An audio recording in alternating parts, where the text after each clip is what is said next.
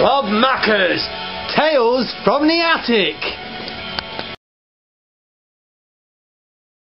The year is 1985. I'm in my final year of secondary school, and in English, one of my favourite subjects, I had to do a project, and the project was going to be about the local paper, the Coventry Telegraph, and so I sought to find out the views of the local community, even though I couldn't spell communities at the time. So this is what I wrote in the introduction. For years I've been interested in being a reporter. A few years ago I did my own magazine called The Pop. Now and again I produced a magazine. Newspapers have the task of informing the community and giving people their needs expected from a local newspaper, such as the Coventry Evening Telegraph. In the project I'm getting the community's view rather than the paper itself.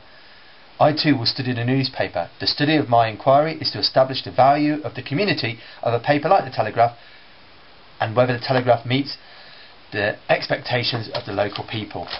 So what I did was I managed to arrange a visit and to see the deputy editor of the Coventry Evening Telegraph. One Saturday in February I visited the Coventry Evening Telegraph office in Corporation Street. As I entered I felt very nervous. I met the security guard who told me to sign the visitors book. Following this I was directed upstairs to an office. I knocked and went in. Inside was the deputy editor, who looked 60, or in brackets, or over. But once we got introduced, everything went downhill. He started saying, the Coventry Evening Telegraph is a large area to cover for a project. You should do a whole project on reporters, say. You should know which part to do it on. That's a fine way to treat a visitor. But he was right. Mind you, I hadn't quite sorted out what I was doing. Feeling hurt, I still had to cover it up with a smile and agree with him. Not everything went wrong. He gave me a few hints on what to do. He suggested that I should do a survey, talk to a newsagent, study the paper myself. From my visit I found out that not everyone makes you feel welcome. A 30-minute chat didn't help much. A look at how the paper is produced would have made the visit special, or even a photo or leaflet would have done. Well, at least I tried, even if it was like trying to get blood out of a stone. And then I went and I interviewed the owner of a local newsagent, Conway News, who had been running the shop for half a decade, and just interesting to me at that time to note that the local newspaper sold an average 100 more copies each day than the Sun, 200 more than the Mirror, and almost 300 more than the Daily Star, selling on average 375 copies a day. So I interviewed the owner of the shop, and this is what I wrote. Since this project is about a newspaper, why not be a reporter? Now for the first time, here is an interview by mega super reporter robmacca. Why do people read the Coventry Evening Telegraph, Mr. Shah? They prefer it because its coverage of local news, it is of high standard. How many telegraphs do you deliver in the community? Around 185, but I'm not sure. Is it true that your delivery charge is 12 pence? Yes. So that means you make a profit of £2,220. No, that's not true. We have people who only have papers on Saturday, so they don't pay the 12 pence. Then we pay the paper boys, and some people don't pay their bills. Are more people reading the Coventry Evening Telegraph in 1985 or not? Well, it's rising very, very slowly, but this year, because new houses and flats have been built in Binley, more people prefer papers to be delivered. You said you have 375 telegraphs delivered. Well, I'm sure he said 100. Yeah, he said 185. But never mind. Do you sell them all? Ah, I see. Yeah.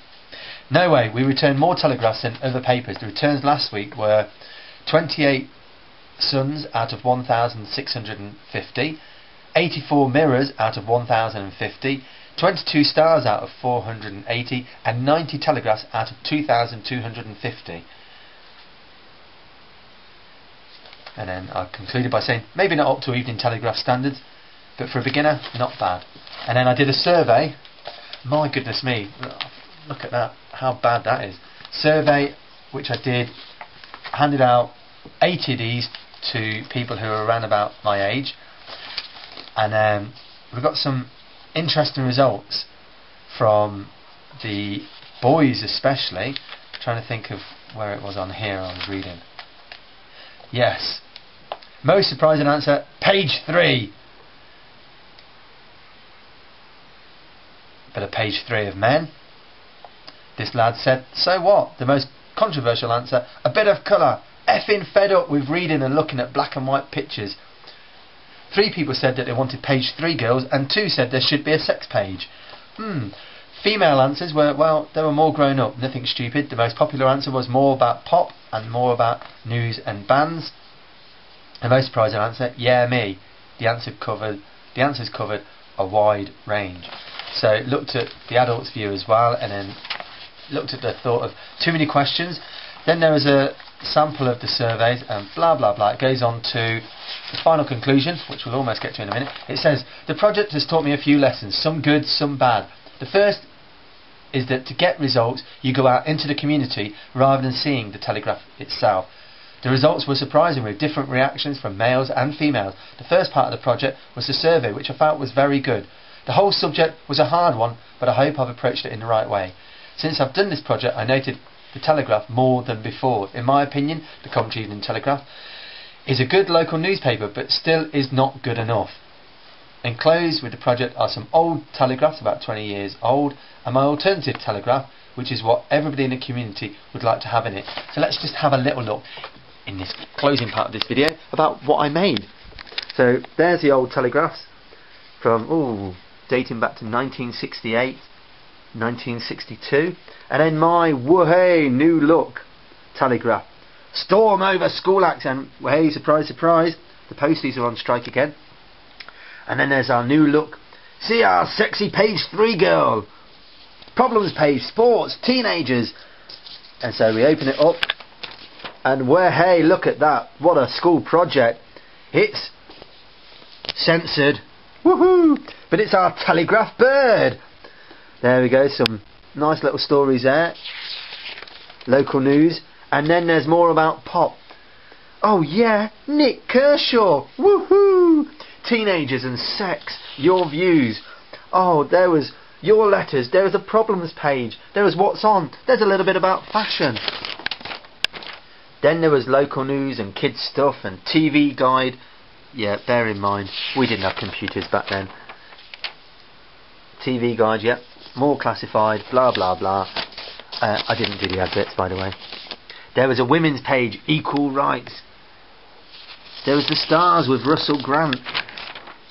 Oh, there was community link, Asian praise community link. Well, hey, there was all sorts in there. Knitting now, woohoo! Where to get your concert tickets, family notices, adverts, notice boards, animal magic, and then there was sports. Oh yes, it had it all. There we go. And so, you may wonder what I got for this pile of tripe. Well, I got, I can't believe it. The score actually should have been, in pencil it was 73, but it got marked down to 68, and I lost 5 points for the argument. And it said, a highly original and entertaining project showing evidence of your research. You should have made more out of your material. A closer critical look at the Coventry Evening Telegraph. Comment on the apparent wishes of its readers. Why is the Sun so popular? What is the range of readership the Coventry Evening Telegraph caters for? Nevertheless, a nice one. What can I say? Rob Macca's Tales from the Attic.